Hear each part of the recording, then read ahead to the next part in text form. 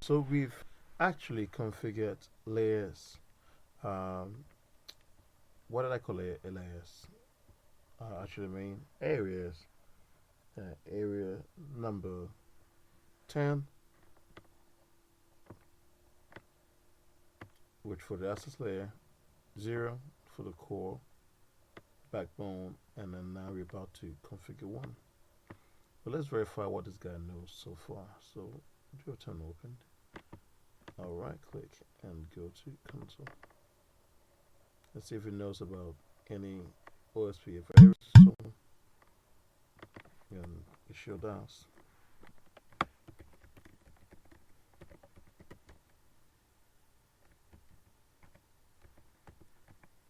Show all routes learned by OSPF, and there are a good number of them here. I've got a machine plugged in here, down there, you saw that earlier. But let's show IP OSPF neighbor.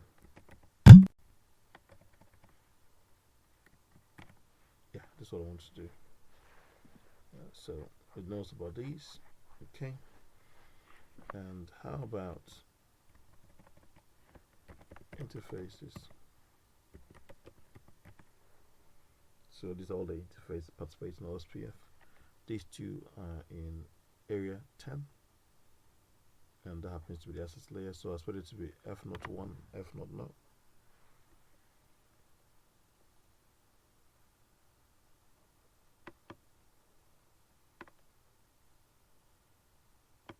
F01, F00, 16 to 201, and 9. So it knows about that area going across. This. Alright, so we're gonna go ahead and configure this bit here. So console that router.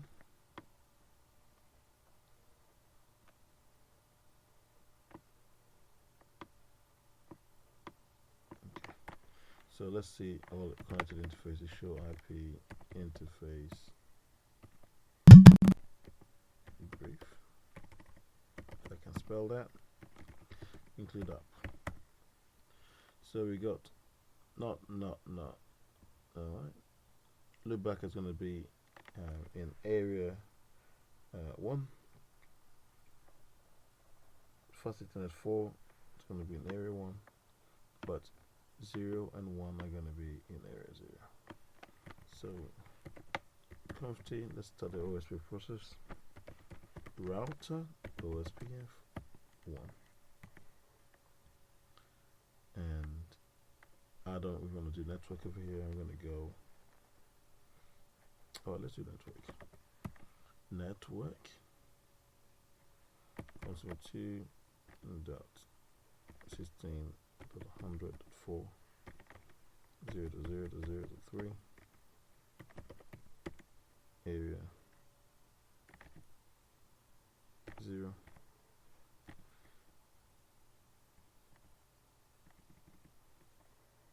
If it's not 4, it's 8 network area 0.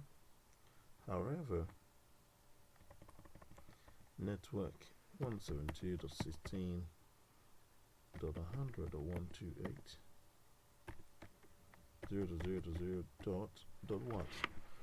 It's going to be 255 minus 128. 255 minus 128 will give you 127. And then that belongs to area. Verify that. That belongs to area 1. Let's do the back as well.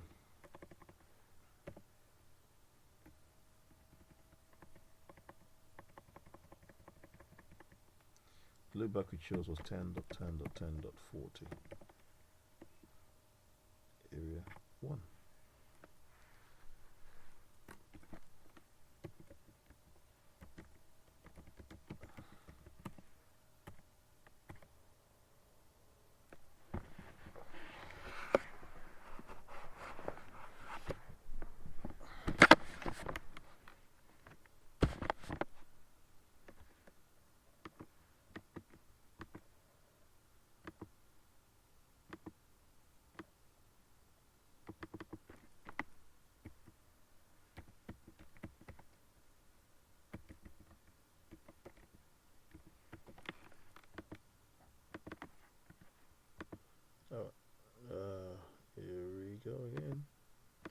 So the server is 140. Okay. I've completed the OSPF process here. I've covered that subnet. I've covered both of these. So let's just verify which areas I'm aware of now. Show IP OSPF interface. Brief. So I know of area 10, which is my fast nodes.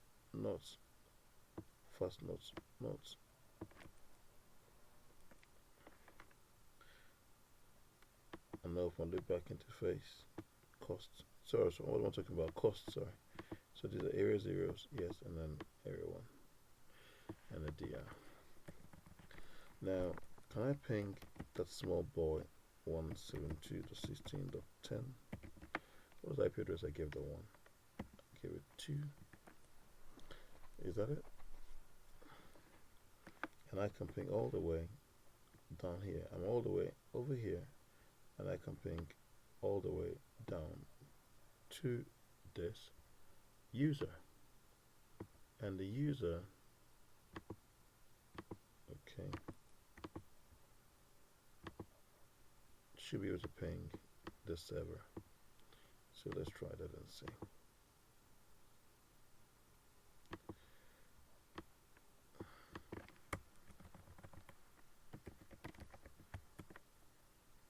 Okay, ping 172.16.100 or 140.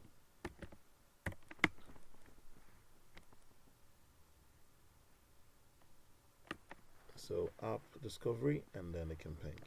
Now if I do trace instead, what path does it use to get there? So let's trace the path. Okay, let's scroll down a bit, minimize that a bit.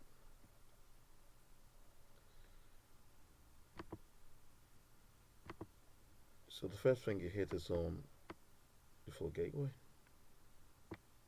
Then it goes over the 200.13 network. Let's see. Short path first. 13 network. Then it goes to the 109 network.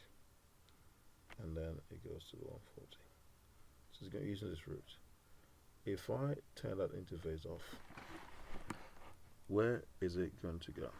Is it going to go that way? Or what is it going to do? So let's go on to core B.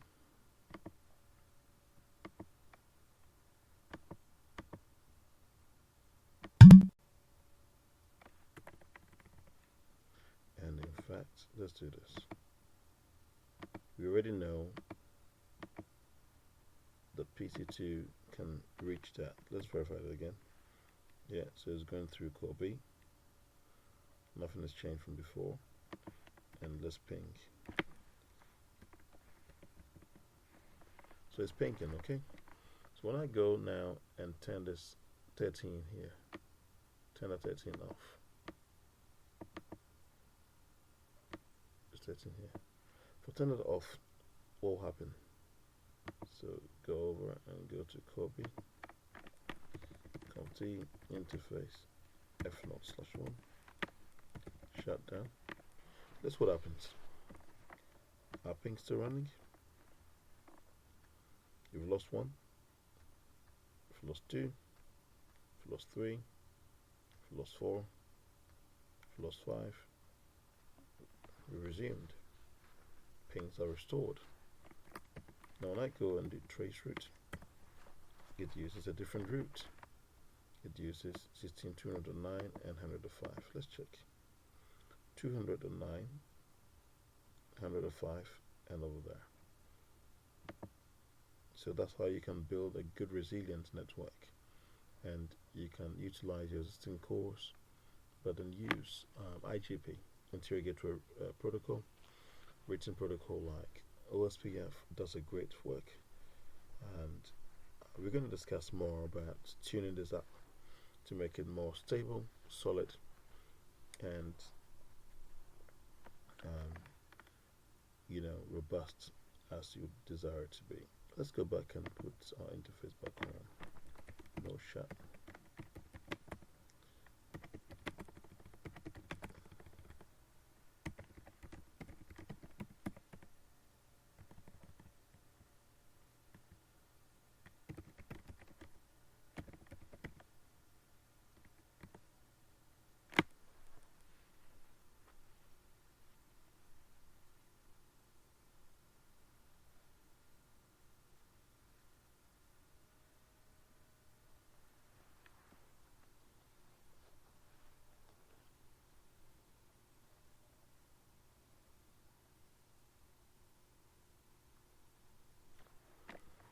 So these entries are showing 10.10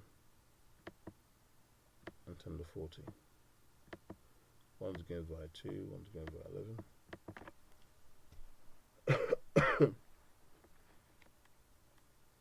We'll see if we can do some summarizations and all. Okay, so yeah, so once again I want to thank you for viewing. So the moment we have a good OSPF network design, and we're going to add this one as well, maybe a different subnet completely, and see if we can see it, if we can get to it.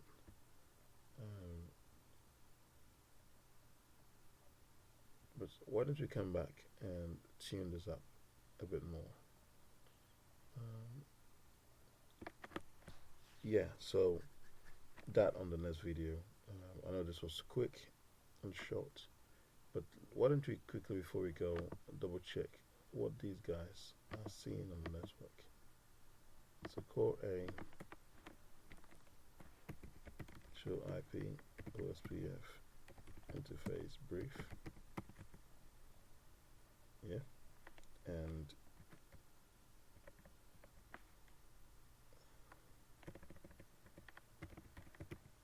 let's look at IP route.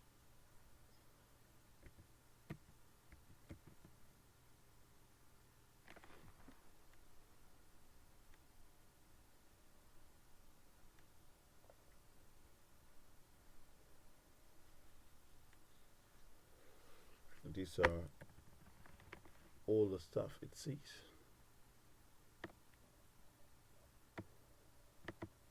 You don't want the written table to be very large. So one of the things that is recommended is that you summarize some of the roots. Summarize some of the roots.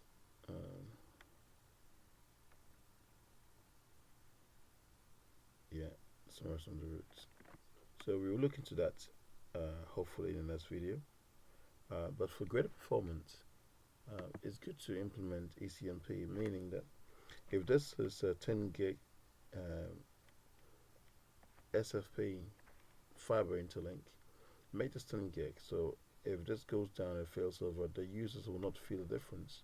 But if you make this a 10 gig and you make that a 1 gig, they definitely will feel the lag, on this pipe here. So because it supports ECMP, it's a good idea to put that in there, So yeah, so thanks for viewing. We'll reconvene on this, configure that, do the re-summarization, tune up the links, make this area into a special area that would stay as and will not be used as a transient area. And so thank you for viewing, and I hope to see you in the next one.